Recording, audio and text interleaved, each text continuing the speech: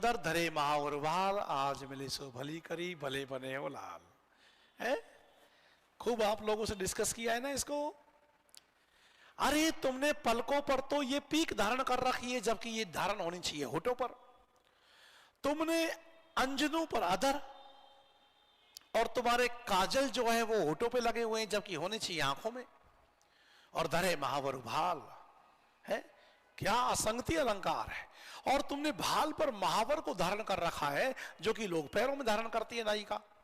अरे आज मिला सो भली करी, भले बने हो लाल। अच्छा किया कि तुम आज मिल गए हो। और व्यंग क्या है कि आज उस नायिका ने अपने नायक को पकड़ लिया है कि देख तेरी हालत क्या है, तू परिस्त्री गमन करके आया है, पलनू पीक, तेरे जो पलकों पर पीक लगी हुई है, तो नायिका ने तुझे पलकों से चूमा है, तो उसकी पीक तेरे पलकों पे लग गई है। और अंजनू अधर, और तेरे होठों पर काजल लगा हुआ है, तो तूने उस नायिका के नेत्रों को चूमा है, तो उसका काजल जो है वो होठों पे लग गया है। और धरे महावर भाल, और वो नायिका माने नहीं, जब मान नहीं रही होगी तो उनके चरणों पर तुमने अपना मस्तक टेका होगा उसको मनाने के लिए, तो उसके चरणों का भाल तुम्हारे मस्तक पर लग गया है।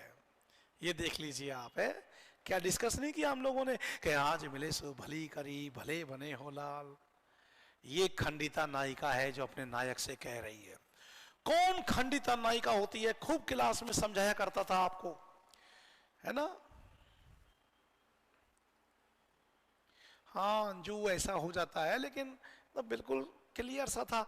अरे जिस नायिका के नायक ने किसी और जगह प्रेम को पाल लिया है, तो नायिका हो गई खंडिता नायिका। और स्वाधीन पति का नायिका वो होती है जो अपने शील, अपने सौंदर्य, अपनी लावण्यता, अपने गुणों से अपने पति पर पूरा शासन, अपना पूरा आधिपत्य जमाती है।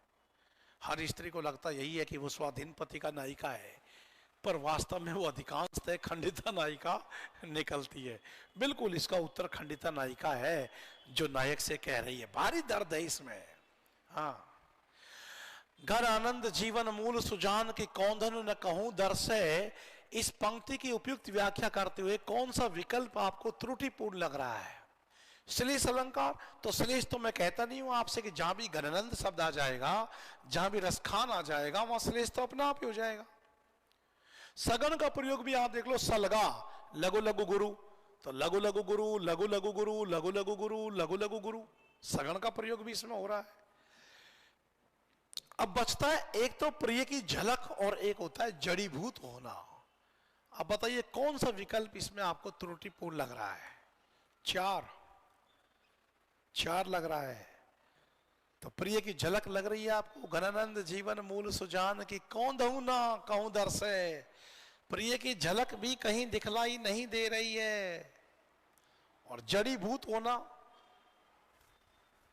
बिल्कुल जड़ीभूत होने का स्पष्ट भाव या नहीं आ रहा, बाकी तीन भाव तो निकल रहा है। हाँ शायद बिल्कुल। नाखून क्यों बढ़ते हैं, निबंध में हजारी प्रसाद द्विवेदी ने नाखूनों का बढ़ना एक अभ्यासजन्य सहज वृत्ति माना है। अब इस निबंध में कौन सी अन्य सहज वृत्ति का विकल्प नहीं है। पलकों का गिरना भी है, दांत का दोबारा उगना भी है, केसों का बढ़ना भी है, ये नहीं है। रोंगटे खड़े हो जाना नहीं है, रोंगटे खड़े हो जाना नहीं है।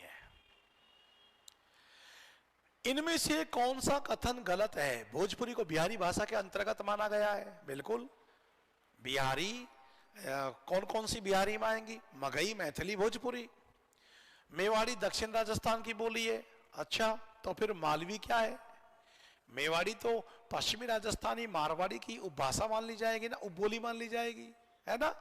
तो दूसरा उत्तर हो गया इसका। क्वेश्चन नंबर 67, इनमें से कौन सा वर्ण केंद्रीय हिंदी निदेशालय द्वारा स्वीकृत हिंदी की मानक वर्णमाला में नहीं आता है। बताइए, केंद्रीय हिंदी निदेशालय की मानक वर्णमाला में नहीं आएगा, कौन सा करके आए हो आप इसमें। क्वेश्चन नंबर 67 में पंचम वर्ण ये अड़े अड़े झय अड़े, क्या करके आए हो। बिल्कुल ललिता मनोज, एकदम इसका सही उत्तर आएगा अड़े।